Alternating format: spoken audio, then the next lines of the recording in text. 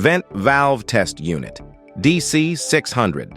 Ensure the highest safety standards with the DC600 from Proponent Battery Services.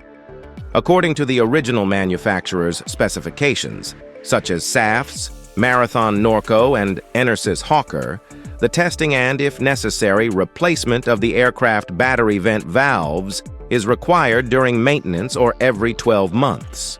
The Vent Valve Tester DC600 allows for the easy and professional testing of aircraft battery valves. For the valves used in various cell types, there are corresponding test adapters available, which can be easily swapped using a quick spring release mechanism.